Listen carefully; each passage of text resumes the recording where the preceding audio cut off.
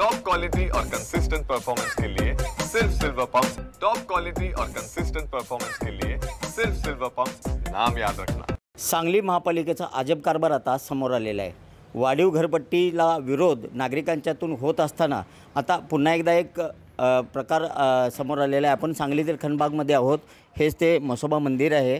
हे अनेक वर्षापासून या ठिकाणी आहे।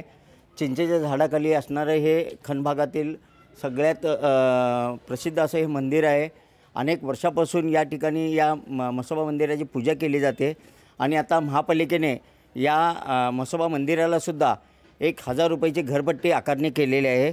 आपल्यासोबत या भागातील स्थानिक नागरिक आहेत। मला सांगा तुमचं नाव आणि कशा पद्धतीने आज म्हसोबा मंदिराला सुद्धा घरपट्टी लावण्यात आलेली आहे, काय भावना आहेत तुमच्या? Manoj Salunkhe, tax consultant. या भागात माझं ऑफिस आहे। या मंदिराचा कट्टा ॲक्च्युली 100 वर्षापासून हे मंदिर इथं आहे आणि ही मालमत्ता वास्तविक रस्त्याच्या बरोबर सेंटरला आहे आणि त्याच्या बाजून पूर्वंपार चालत आलेल्या या देवस्थानाच्या बाजूने रस्ता काढलेला आहे आणि या मालमत्तेची प्रायव्हेट मालमत्ता कुणाचीही नाही किंवा कुणाची मालकी हक्क नाही आहे। दुसरा मुद्दा, या मंदिराला कोणताही ट्रस्ट नाही। हे मंदिर किंवा या मंदिराचा आजूबाजूचं सुशोभीकरण केलेलं जे काही इथला कट्ट्याचा भाग आहे तो लोकवर्गणीतनं किंवा इथल्या भागातल्या सर्व लोकांनी एकत्र येऊन तयार केलेलं हे मंदिर आहे आणि हे मंदिर महापालिकेच्या जागेत असल्यामुळं यावरती कुणाचाही प्रायव्हेट मालकी हक्क नाही। असे असताना महापालिकेच्या प्रशासनानं जे नियुक्त केलेल्या कॉन्ट्रॅक्टर होत्या त्या कॉन्ट्रॅक्टरच्या जे कोणी प्रतिनिधी असतील त्यांनी इथं जे सर्वेक्षण केलं त्या सर्वेक्षणामध्ये दिसतील त्या भूखंडाचा किंवा दिसतील त्या मालमत्तेचं सर्वेक्षण करून त्याचा असेसमेंट उतारा तयार केला। वास्तविक ही मालमत्ता महापालिकेच्या नावावर असताना त्या मालमत्तेचा असेसमेंट उतारा प्रायव्हेट म्हसोबाच्या नावानं केला आहे किंवा म्हसोबा देव या नावानं करून त्याचा असेसमेंट उतारा काढून त्याचे आकारणी करून त्यावरती जर मालमत्ता कर तुम्ही लावत असाल तर निश्चितच हे कायद्याला धरून नाही आहे। आणखी महत्त्वाचा मुद्दा यामध्ये की महापालिका कायद्यानुसार किंवा नगरपालिका कायद्यानुसार जे मालमत्ता महापालिकेच्या अखत्यारीत येते किंवा त्यांच्या मालकीची असते त्याचा सेपरेट असेसमेंट उतारा काढण्याची गरजच नाही आहे, कारण ती स्वतःची मालमत्ता असताना त्यावर महापालिका कर आकारेल कशी? हा साधा मुद्दा महापालिकेच्या प्रशासनाच्या लक्षात येऊ नये हे एक फार मोठं दुर्दैव आहे। ॲक्च्युली याच्या बाबतीत प्रशासनानं लक्ष घालावं। या बाबतीत महापौर असतील किंवा माजी महापौर असतील किंवा सध्या जो प्रशासन आहे, आत्ता सध्या प्रशासकीय यंत्रणा काम करते आहे, त्या यंत्रणेनं यावर गांभीर्यानं लक्ष द्यावं आणि या मालमत्तेवर आकारणी केलेला टॅक्स आहे तो रद्द करावा, एवढीच आमची मागणी आहे। नक्कीच आपण पाहू शकता या संपूर्ण वाढीव घरपट्टीच्या संदर्भात संपूर्ण महापालिका क्षेत्रामध्ये जे प्रबोधन करत आहेत आणि नागरिकांना सूचना सांगत आहेत की घरपट्टी कशी चुकीची आकारल्या महापालिकेने। सध्या महापालिकेचे आयुक्त शुभम गुप्ता आहेत, यांच्या संदर्भात वारंवार निवेदनसुद्धा माजी नगरसेवक अभिजित भोसले यांनी दिलेले आहे। मात्र वाढीव घरपट्टी ही भरलीच पाहिजे असं ठाम भूमिका आयुक्तांनी घेतलेली आहे। त्याचबरोबर दुसरीकडे पालकमंत्री चंद्रकांतदादा पाटील हे सांगली जिल्ह्यात दौऱ्यावर आले असताना त्यांना पत्रकारांनी घरपट्टीच्या संदर्भात प्रश्न विचारला असता त्यांनी सांगितलं की हे राज्य सरकारनं घरपट्टी आकारणी केलेली आहे आणि महापालिकेने केलेली नाही आहे आणि ड्रोनच्या द्वारे एका विशिष्ट कंपनीला हे काम टेंडर दिलेलं आहे आणि त्याच्यातून 29,000 या अशा वाढीव जे घराचं बांधकाम केलेल्या जमिनी आहेत किंवा घरपट्ट्या भरत नाही आहेत अशी लोक या 29,000मध्ये मोडतात आणि ते समोर आलेले आहेत। त्यामुळे घरपट्टीच्या संदर्भात 1 महिन्याची मुदत त्यांनी दिलेली आहे आणि 1 महिन्यानंतर जे काय असेल ते आपण विचार करून कमिटी नेमून या कमिटीतून जे काय साध्य होईल त्या संदर्भात आपण काय असेल ते नागरिकांना सांगणार आहोत। मात्र या वाढीव घरपट्टीच्या संदर्भात आपण अभिजित भोसले यांच्याशी जाणून घेऊया कशा पद्धतीनं महापालिकेने घरपट्टी वाढवली आहे, काय तुमची भूमिका आहे? मुळात राज्य शासनाने सर्वच महानगरपालिका, नगरपरिषदा, नगरपंचायत यांना शासनादेश दिला आहे की आपण सर्वेक्षण करून घ्या। सर्वेक्षण करून घेण्याबद्दलची सुद्धा प्रॉब्लेम होते। सर्वेक्षण केल्यानंतर तुम्हाला 29-30 हजार जर प्रॉपर्टी नवीन सापडत असतील त्याची कर आकारणी तुम्हाला करावायची असेल तर स्वागत आहे, त्या निमित्तानं महानगरपालिकेचं उत्पन्न वाढणारच आहे। परंतु ज्या ठिकाणी असे काही प्रसंग आहेत की ज्या ठिकाणी मालमत्तेमध्ये बदल नाहीत, मालमत्तेच्या बांधकामात बदल नाहीत, मालमत्तेच्या स्क्वेअर फीटामध्ये बदल नाही आहेत, क्षेत्रफळात बदल नाहीत आणि अशा ठिकाणी घरपट्ट्या कशा वाढल्या, हा मुळात शोधाचा विषय झाला आहे. तर या ज्यावेळेला आम्ही याच्या खोलात गेलो तर त्यावेळेला लक्षात आलं आम्हाला की महानगरपालिकेनं ज्या दरपत्रकाप्रमाणे कर आकारणी केले ते 2003-04चं दरपत्रक, त्याला महासभेची मान्यता नाही. मुळात बेकायदेशीर असलेले हे दरपत्रक, त्या दरपत्रकाप्रमाणे तुम्ही आकारणी करताय, त्यामुळे तुम्ही पाठवलेल्या ह्या ज्या काही नोटीस आहेत ह्या बेकायदेशीर ठरतात. आणि आता गंमत अशी आहे, खरं म्हणजे इथं आल्यानंतर या सगळ्या गोष्टीचा उहापोह झाला की ज्या शासनानं धर्माच्या हिंदूंच्या नावावर राजकारण करायचं, ज्या पक्षानं, आणि त्या पक्षाच्या शासनाच्या काळामध्ये म्हसोबा मंदिराच्या नावाने अशा घरपट्ट्या येत आहेत, तर देवालासुद्धा इथं कुठं सोडण्याची भूमिका बहुतेक करून शासनाची नाही आहे. देवालासुद्धा कर भरूनच करावं लागणार. आता मला कळत नाही तर 3 देवांची मंदिरं दिसत आहेत, नागोबा देवस्थान आहे, सावित्री देवस्थान आहे आणि म्हसोबा देवस्थान आहे. तर मला वाटतं तिघांच्या त्यातही काही वाटणी करायची काय असा प्रश्न या निमित्तानं उभा राहिला आहे. तर त्यामुळे कर धोरणात प्रॉब्लेम आहेत. आम्ही आयुक्तांना सांगतो आहे, आता एका ठिकाणी त्यांनी काय म्हणतात, त्यांचे 9 झोन आहेत अख्ख्या सांगली महानगरपालिकेमध्ये 2003 साली केलेले. 2003 साली केलेल्या 9 झोनमध्ये 2025पर्यंत काही बदल करावे का नाही, तर 2025मध्ये त्यामध्ये वाढीव झोन तयार करणं आवश्यक आहे, गुंठेवारीचे नवीन झोन तयार करणं आवश्यक आहे, विकसित, अविकसित, निम्न विकसित, त्याच्यानंतर पूर्ण विकसित अशा सुविधांनी युक्त असलेले गावठाण भाग, व्यापारी भाग, रहिवासी क्षेत्र, औद्योगिक क्षेत्र, या सगळ्या गोष्टींचा विचार करून घेऊन झोन तयार करणं, त्या झोनप्रमाणे दराची नव्यानं बांधणी करणं. आणि हे सगळं करत असताना काही संज्ञा ह्या अनपेक्षितपणे म्हणजे चुकीच्या आहेत, ज्याची व्याख्या स्पष्ट होऊ शकत नाही. आता हे घर समोर तुम्हाला दिसतं, या घरामध्ये RCC घर तर आहे, समोर कळतं आहे. ह्या घरात सुशोभित RCC म्हणजे जर तुम्ही तुमच्या घरात सिलिंग केलं असेल POPचं, तर तुम्हाला सुशोभित RCCचा 6 रुपये पर स्क्वेअर फीट दर वाढतो आहे. 6 रुपये पर स्क्वेअर फीट म्हणजे माझ्या घरात मी कसं राहायचं हे ठरवताना मला जर सिलिंग करायची इच्छा झाली, माझ्याकडे 2 पैसे आलेत म्हणून, तर मी सिलिंग केलं तर 6 रुपये पर स्क्वेअर प्रमाणे 1000 रुपयाला 6000 रुपयांची घरपट्टी वाढणार. आणि ती घरपट्टी वाढल्यानंतर मी ती भरायची का, माझं राहणीमान उंचवायसाठी मी जर प्रयत्न करत असेल एक नागरिक म्हणून, तर माझ्या वाढत्या राहणीमानावरती माझ्या खिशात हात घालायला महानगरपालिका काम करते, असा त्याचा अर्थ झाला. पण थोडक्यात नागरिकांनी आपलं जीवनमान उंचवायचं नाही, नागरिकांपेक्षितपणे म्हणजे चुकीच्या आहेत, ज्याची व्याख्या स्पष्ट होऊ शकत नाही. आता हे घर समोर तुम्हाला दिसतं, या घरामध्ये RCC घर तर आहे, समोर कळतं आहे. ह्या घरात सुशोभित RCC म्हणजे जर तुम्ही तुमच्या घरात सिलिंग केलं असेल POPचं, तर तुम्हाला सुशोभित RCCचा 6 रुपये पर स्क्वेअर फीट दर वाढतो आहे. 6 रुपये पर स्क्वेअर फीट म्हणजे माझ्या घरात मी कसं राहायचं हे ठरवताना मला जर सिलिंग करायची इच्छा झाली, माझ्याकडे 2 पैसे आलेत म्हणून, तर मी सिलिंग केलं तर 6 रुपये पर स्क्वेअर प्रमाणे 1000 रुपयाला 6000 रुपयांची घरपट्टी वाढणार. आणि ती घरपट्टी वाढल्यानंतर मी ती भरायची का, माझं राहणीमान उंचवायसाठी मी जर प्रयत्न करत असेल एक नागरिक म्हणून, तर माझ्या वाढत्या राहणीमानावरती माझ्या खिशात हात घालायला महानगरपालिका काम करते, असा त्याचा अर्थ झाला. पण थोडक्यात नागरिकांनी आपलं जीवनमान उंचवायचं नाही, नागरिकांनी आपल्या पद्धतीने काम करायचं नाही, नागरिकांना आहे तसं राहावं, दगडमाती विटाच्या पत्र्याच्या घरात राहावं आणि त्याप्रमाणे घरपट्ट्या भराव्यात का, असं तुम्हाला वाटतंय का प्रशासन म्हणून? तर हा मुळात प्रश्न आहे. दुसरा विषय याच्यामध्ये प्रत्येक गोष्टीला डिप्रिसिएशन आहे. म्हणजे आज केलेली इंटेरियर काय पुढच्या वर्षी तेवढी त्याची किंमत तशीच राहत नाही. त्याच्यामध्ये माझ्या शेजारी टॅक्स कन्सल्टंट आहेत, तिथं 33% आपण डिप्रिसिएशन धरतो आहे. पण चालू वर्षी केलेलं सिलिंग दुसऱ्या वर्षी त्याची किंमत कमी होणार का नाही? मग त्यावेळेला तुम्ही तुमच्या घरपट्टीत बदल करता का? नाही. 3 वर्षानंतर त्याची 0 झाली किंमत, मग तुम्ही त्यावेळेला तुमची पूर्ण घरपट्टी आकारणी 0 करणार आहे का? नाही. म्हणजे थोडक्यात धोरणात त्रुटी आहेत, हे आयुक्तांनी मान्य करायला पाहिजेत. मग ते रहिवासी क्षेत्र असू देत, रहिवासी भाड्याने दिलेलं क्षेत्र असू देत, व्यावसायिक असू देत किंवा व्यावसायिकांनी भाड्याने दिलेलं असू देत, सगळ्याच धोरणात एकंदरीत प्रॉब्लेम आहेत, अडचणी आहेत. 2003-04चं सरसकट दरपत्रक तुम्ही आत्ता लावायचा प्रयत्न करून घेऊन त्याच्यामध्ये प्रॉब्लेम करताय. दुसरा एक भाग असा, माझ्या घराच्या समोर मोकळी जागा आहे आणि त्या मोकळ्या जागेत मी गाय बांधली असेल, गायीच्या संरक्षणासाठी, ऊन वाऱ्यापासून संरक्षणासाठी मी फक्त एक पत्र्याचं शेड मारलं असेल तर त्याची घरपट्टी लागली आहे. जनरेटर शेड असेल तर त्याची घरपट्टी लागलेली आहे. वॉचमन केबिन असेल त्याची घरपट्टी लागलेली आहे. म्हणजे थोडक्यात काय की तुम्ही तिथं त्या ठिकाणी बांधकाम करण्याचं छत मारलं की तुम्हाला घरपट्टी लागू झाली. मग माझ्या घरासमोर मी एखादा कुत्रा प्राणी पाळला, त्याचा पिंजरा जर मी बांधला असेल तर त्याची घरपट्टी लागली. हे पूर्णपणे म्हणजे जिजियागर आहे. हे मोगलाईमध्ये राहत असल्यासारखा प्रकार झाला. मुळामध्ये ज्या वेळेला नागरिकांच्या हिताचा विचार करायला पाहिजे अशा ठिकाणी प्रायव्हेट लिमिटेड कंपनी चालवल्यासारखं प्रशासन काम करतं आहे. समोर कुत्रं पाळलं, पिंजरा बांधला, लाव घरपट्टी, गाय बांधली आहे, लाव घरपट्टी, गाईचं दूध विकत असाल, म्हशीचं दूध विकत असाल तर व्यावसायिक घरपट्टी लाव. हे काय प्रकार आहे? म्हणजे आम्ही आमच्या घरामध्ये काय खायचं, काय राहायचं, कसं राहायचं हे ठरवलं आणि त्यात थोडी वर इकडे बदल केला, आलाच माणूस, त्यानं घरपट्टी लावायची, वाढ करायची, हाच प्रकार आहे. यामुळं या प्रशासनानं यावरती काम करावं. निश्चित कायदेशीर तर आम्ही करणारच आहोत, यात काही कुठे वाद नाही, कायदेशीर करणारच आहोत. पण नागरिकांनी सुद्धा यावरती आता विचार करायची वेळ आहे की अशा प्रशासनाला जागा दाखवल्याशिवाय राहून चालणार नाही. नाही, आता वाढीव घरपट्टी तुम्ही म्हणताय, नेमकं घरपट्टी पूर्वी किती होते आणि आता घरपट्टी कितपत वाढलेले आहेत? पूर्वीच्या घरपट्टीमध्ये WCs घेतले जात नव्हते, वॉशरूम्स घेतले जात नव्हते. त्याच्यामध्ये तुमच्या मालमत्तामध्ये समजा बाल्कनी आहे, ती बाल्कनी जर समजा त्यावेळेला केली असेल आणि आपल्या घराच्या वापरासाठी म्हणून तुम्ही ती वापरात आणली असेल तर त्याची घरपट्टी घेतली जात नव्हती.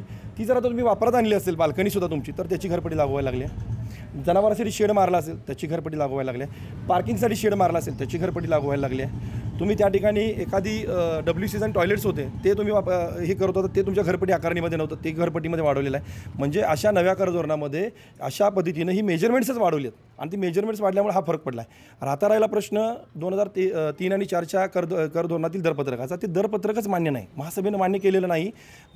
त्यानंतर प्रशासनाने रेटून त्यानंतर केलेलं आहे.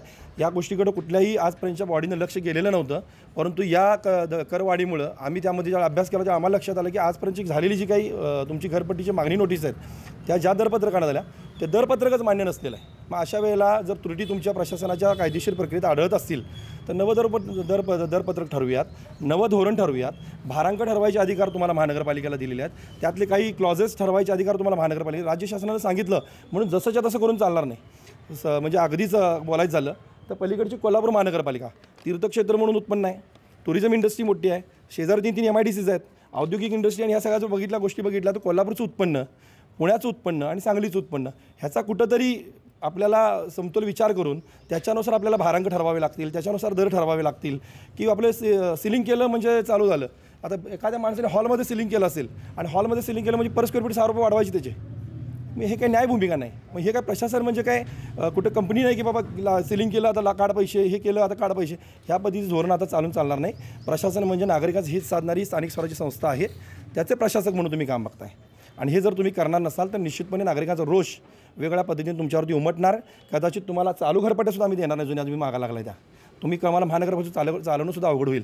महानगरपालिका चालवायला जे उत्पन्न लागणार तुम्हाला मागच्या वर्षीचं ते सुद्धा तुम्हाला जर नागरिक देणार नसतील तर नाक दाबल्याशिवाय तोंड उघडणार नाही. नाक दाबायचं प्रशासनाचं कसं आम्हाला चांगलं कळतं आहे. सांगली ही क्रांतिकारकांची आहे, छातीवरती गोळ्या झालेल्या वसंतदादांची आहे, क्रांतिसिंह नाना पाटलांनी ज्यांनी प्रतिसरकार चालवलं ब्रिटिशांच्या विरोधात त्यांची आहे. आम्ही प्रतिसरकार चालू शकतो, समांतर महानगरपालिकेला घडवून दाखवू आणि महानगरपालिकेला वटणीवर आणू, प्रशासकाला वटणीवर आणू. चंद्रकांत दादांनी असं सांगितलं की हे काय महापालिकेनं धोरण अवलंबलेलं नाही, हे राज्य सरकारची भूमिका आहे आणि राज्यातल्या सगळ्याच महापालिकेला हे करणार आहे. ही महापालिका ड वर्ग आहे पण घरपट्टी अ वर्गासारखी लागू केलेली आहे. कसं बघताय याकडं चंद्रकांत दादा यांच्या विधानाकडं? आम्ही तेच म्हणतो आहे, राज्य शासनानं त्यांना 8वा वेतन आयोगासाठी हे धोरण काढलं. हे पण तुम्हाला सांगतो, सरकारी कर्मचाऱ्यांना 8वा वेतन आयोग लागू करण्यासाठी मत असं आहे की लोकांच्याकडून ह्या कराच्या स्वरूपात जोपर्यंत आपण पैसे घेत नाही तोपर्यंत आपण महापालिका क्षेत्रात विकास करू शकणार नाही.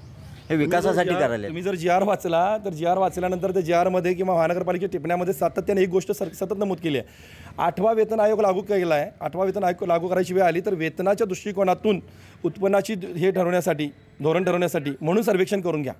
मग 8वा वेतन आयोगासाठी म्हटलं, त्यात विकास कामासाठी कुठंच म्हटलेलं नाही. मग पालकमंत्री दिशाभूल करतात का? पालकमंत्र्यांनी एकदा महानगरपालिकेची संचिका बघून घेणं गरजेचं आहे. त्याच्यामध्ये मान्य आयुक्त, उपायुक्त वेळोवेळी यांनी काय टिप्पण्या लिहिल्या, त्या टिप्पण्यामध्ये 8वा वेतन आयोगाबद्दल काय लिहिलं आहे हे एकदा त्यांनीसुद्धा बघून घ्यावं. तो भाग त्यांनी तपासून घेतला तर बरं होईल असं मला वाटतं.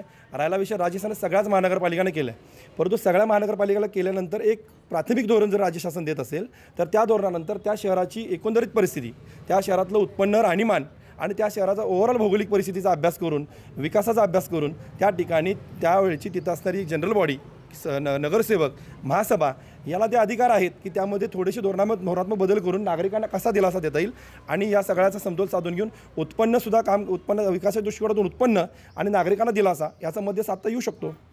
तुम्ही या संदर्भात आयुक्तांशी बोलणं केलेलं आहे, जिल्हाधिकाऱ्यांशी बोलणं केलं आहे, पालकमंत्र्यांशी बोलणं झालेलं आहे काय म्हणतात ते? पालकमंत्र्यांची भेट घ्यायला आम्ही गेलो होतो. पालकमंत्र्यांची आढावा बैठक संपल्यानंतर पालकमंत्र्यांनी स्पष्ट सांगितलं की मी आदेश दिलेत त्यामुळे याच्यावरती आता मी चर्चा करणार नाही. त्यानंतर आम्ही आयुक्तांना भेटलो, 2 वेळा याच्यावरती भेटलो आहे. आयुक्त म्हणतात की भाड्यानं जी घरं गेलेली आहेत, मालमत्ता गेलेल्या आहेत त्यावरती आम्ही निश्चित विचार करतो आहे. परंतु मूळ धोरणातच मी जसं मगाशी म्हटलं की रहिवासी क्षेत्रावरती ज्या संज्ञा स्पष्ट केल्यात, RCC, सुशोभित RCC, लोड बेअरिंग, दगडमाती, पत्राशेड, अशा पद्धतीने वेगवेगळ्या संज्ञा आहेत. त्या संज्ञांची नेमकी व्याख्या स्पष्टता नाही. नवीन धोरण तुम्हाला 2025पासून त्यामध्ये आणावं लागेल. आणि शिवाय त्याच्यामध्ये झोन जे तयार केले होते ते 9 झोन होते पूर्वीचे, त्या 9 झोनमध्ये सुद्धा काही झोन वाढ होणार. त्या झोननुसार म्हणजे जसं तुम्हाला माहिती आहे मी ज्या भागाचं प्रतिनिधित्व करतो तो भाग सांगली शहरा दृष्टिकोनात अविकसित असलेला भाग आहे. तिथं तुम्हाला गावठांची दर तुम्ही तिथे लागू करणार का? त्या लोकांची परिस्थिती अशी आहे की हमाली काम करणारी लोक, बिगारी काम करणारी लोक, सेंटरिंग काम करणारी लोक, फरशी पॉलिश, ह्या अशा सगळ्या कामगार वर्गाकडं तुम्ही त्याच पद्धतीने आकारी करू शकता का? आणि बरं तिथं सुविधा काय आहेत? आज सांगली महानगरपालिका मल उपसा करायची गाडी पाठवते, जो दर आम्ही नगरसेवक असताना 500 रुपये होता, तिथं आज 1000 रुपये घ्यायला लागले. मग तुम्ही एका बाजूला 1000 रुपये मल उपसाचे पण घेताय आणि मल निस्तारण कर पण 8% लावताय. आम्ही 1000 रुपये प्रत्येक वेळेला दर महिन्याला 1000 रुपये त्या गाडी उपचाराला द्यायला लागलो आहे आणि परत पुन्हा तुम्हाला 8% मी मलिसान कर म्हणून द्यायला लागलो आहे. आणि ज्या योजनेचा हिस्सा तुम्ही आमच्याकडे मागताय त्या योजना 12-12, 13-13 वर्ष प्रलंबित आहेत. 30 एप्रिल 2013ला तुम्ही नारळ फोडला होता सांगली महापालिकेकडून भुयार गटार टप्पा क्रमांक 2 ड्रेनेज योजनेचा. 30 एप्रिल 2013. 30 एप्रिल 2025ला 12 वर्षाचं तप पूर्ण होतं. एक तप पूर्ण झालं तरी योजना पूर्ण नाहीत आणि तुम्ही योजनेचा हिस्सा म्हणून आमच्याकडे 8% घेताय पायपा टाकल्या म्हणून. हे धोरण विसंगत आहे. कुठेतरी नागरिकांचा संयम सुटत चालला या घरपट्टीमुळं. काय उद्रेक होऊ शकतो भविष्यात असं वाटतंय? नागरिकांचा संयम सुटत चालला आहे आणि त्यावरती रोष हा नागरिकांना काय आव्हान करते? नागरिकांना आम्ही आवाहन करतोय, तुम्ही हरकती घेतल्यात, कायद्यातल्या पळवाटा काय असतात काय नाही यांनी वर्बली भाडं विचारून घेतलं आणि वर्बली सांगितलं. तुम्हाला विसंगती सांगतो या प्रशासनाची. पटेल चौकात महानगरपालिकेच्या प्रॉपर्टी आहेत. पटेल चौक हा सांगलीचा गावठाण भाग आहे. महानगरपालिकेने दिलेल्या प्रॉपर्टीची किंमत वर्षाला 5000 रुपये गाळ्याची आणि आम्ही प्रॉपर्टी दिली भाड्यानं की त्याची 15000 रुपये. तुम्ही वर्षाला 5000 रुपये प्रमाणे भाडं घ्यायला लागलाय तिथं आणि आम्ही 15000 दिलं असं कसं म्हणू शकता तुम्ही? बरोबर आहे ना? या माझ्या बोलण्यात तुम्हाला कळलं असेल की भाड्यावरची घरपट्टी कशी वाचते ते.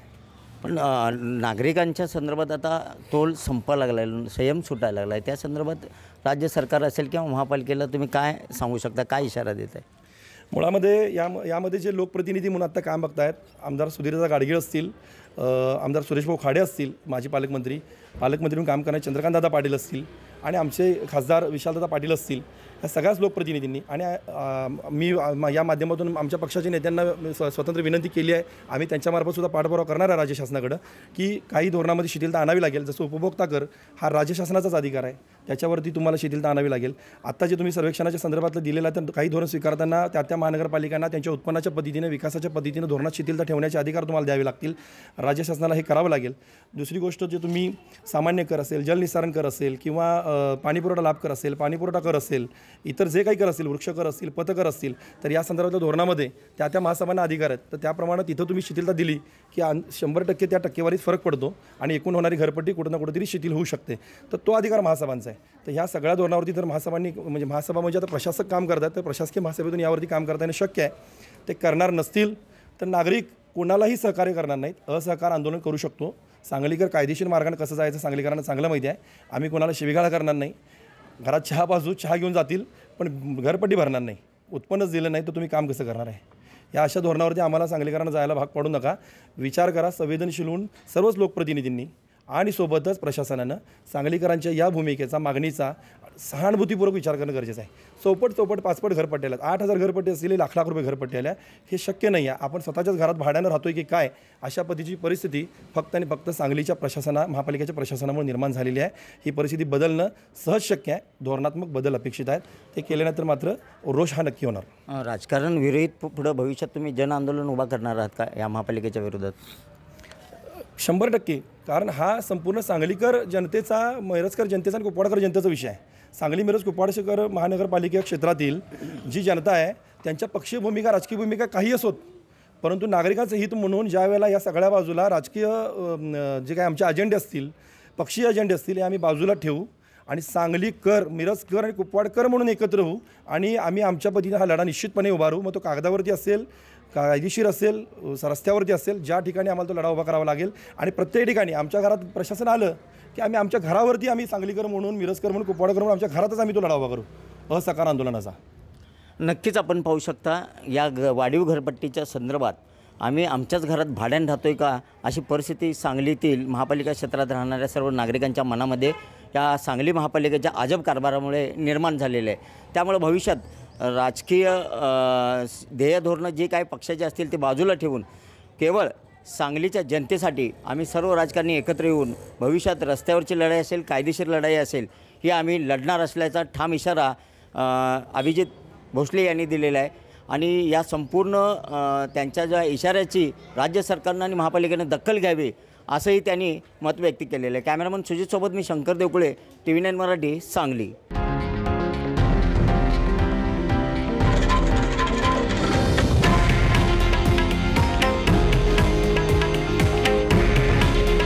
हे आहे देशातील नंबर 1 न्यूज नेटवर्क आणि आपण पाहत आहात TV9 मराठी. काळजी तुमची, हित महाराष्ट्राचं.